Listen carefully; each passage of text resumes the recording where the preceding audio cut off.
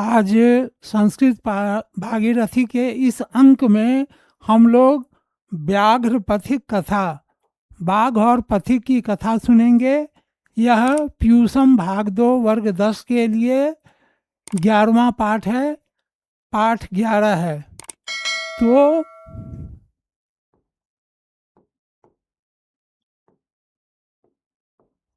11वां पाठ है व्याघ्र पथिक कथा, बाघ और पथिक की कथा। इसमें बूढ़े बाघ के चिकने चुपड़े बातों में पथिक आ गया और पथिक को वह सोने का एक कंगन दिखाया था, वह लेने के लिए वह आ गया और उस बाघ के द्वारा मारा गया, बाघ उसे मारकर खा गया। तो इस कथा से हमें यह शिक्षा मिलती है कि अति लोभ नहीं करना चाहिए।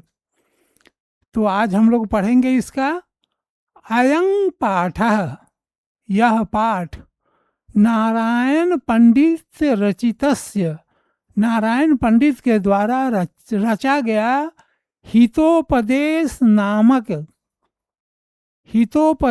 नामकस्य नीतिक ग्रंथस्य।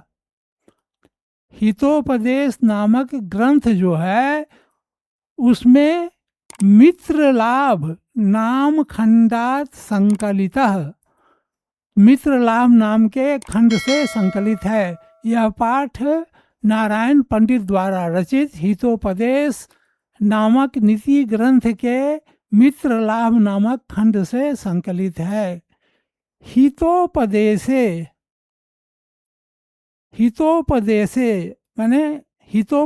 माने क्या हुआ कि जहाँ उपदेश में हित हो उसे हितोपदेश कहते हैं। बालका नाम मनोरंजनाय, बालकों के मनोरंजन के लिए, बच्चों के मनोरंजन के लिए और मनोरंजन के साथ साथ नीति शिक्षा के लिए चौ नाना कथा पशु पक्षी संबद्धा श्राविता। तो क्या है, हितोपदेश में पशु और पक्षी को पात्र बनाया गया है और उसके द्वारा लोगों को नीतिपूर्ण कहानियाँ कही गई हैं, शिक्षा दी गई हैं। प्रस्तुत कथायाम, यह जो कथा है लोभस्य दुष्परिणामम प्रकटितः, लोभ, इस प्रस्तुत कथा में लोभ का बुरा जो परिणाम होता है उसके बारे में कहा गया है। पशु पक्षी कथानाम मूल्यम मानवानां शिक्षार्थ प्रभूतं भवति इति एतादृशी भी कथा भी ज्ञायते। पशु पक्षी के कहानी का महत्व मानवों की शिक्षा हेतु पशु पक्षी को पात्र बनाकर जो कहानी मानव को कहा जाता है उसका मनुष्य पर बहुत प्रभाव होता है। कहानियों से क्या होता है, ज्ञान की प्राप्ति होती है। कश्चित वृद्ध व्याघ्र स्नात कुशहस्त सरस तीरे ब्रुते, सरस तीरे, तालाब के किनारे कोई बूढ़ा बाघ स्नान करके हाथ में कुश लिए हुए तालाब के किनारे बोल रहा था, भो भो पंथा, ए पथिक, इदम सुवर्ण कंकणम गृहताम, ये सोने का कंगन तुम ले लो, ये सोने का कंगन जो मेरे हाथ में है उसे तुम ग्रहण करो। ततो लोभा कृष्टेन केनचित पांथेन आलोचितम, इसके बाद लोभ में आकृष्ट होकर कोई जो पथिक था वह सोचा, क्या सोचा, भाग्य नैतत्व संभवति, भाग्य से ही ऐसा संभव होता है। किम त्वम अस्मिन् आत्म संदेह प्रवृत्तान विधाया, इसमें किसी प्रकार का आत्म संदेह नहीं करना चाहिए। भाग्य से ही ऐसा होता है कि कहीं बाघ किसी को कंगन दे तो यह जो है भाग्य से ही ऐसा संभव होता है, क्योंकि कहा गया है अनिष्टा अदिष्ट लाभे अपि नो गति जायते शुभाम यत्र अस्ते विष संसर्गो अमृतम तत् अपि मृत्यवे। जहाँ अमंगल की आशंका होती है वहाँ जाने से व्यक्ति को परहेज करना चाहिए। अनिष्टादिष्ट लाभे अपि, जहाँ जाने से क्या हो, हानि हो, अमंगल की आशंका हो, वहाँ जाने से मनुष्य को परहेज करना चाहिए।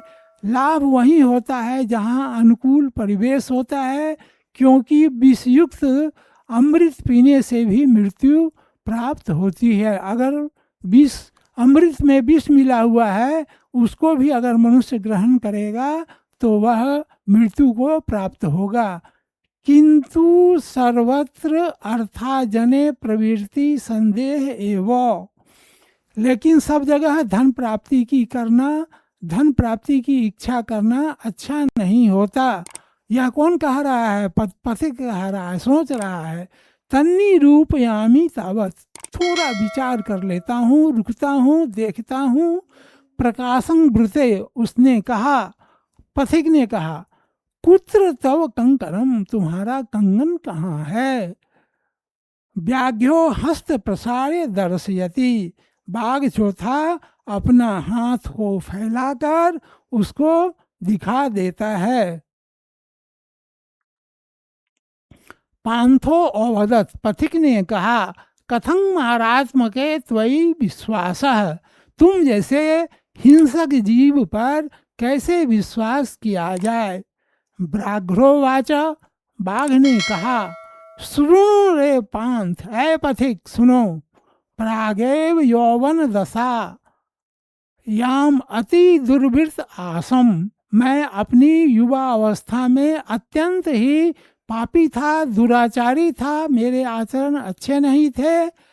अनेक गो मानुषानाम बधान में पुत्रा मृता दारश्च वंशहीनम चो अहम, अनेक गौ और मनुष्य को मारने के कारण मेरे पुत्र, उस पाप से मेरे पुत्र और पत्नी की मृत्यु हो गई है और वंशहीन, मैं वंशहीन हो गया हूँ। ततः केनचित धार्मिकेन अहम आदिष्ट, किसी धार्मिक मनुष्य ने मुझे उपदेश दिया, दान धर्मादिक चरतु भवान, आप क्या कीजिए, दान और धर्म का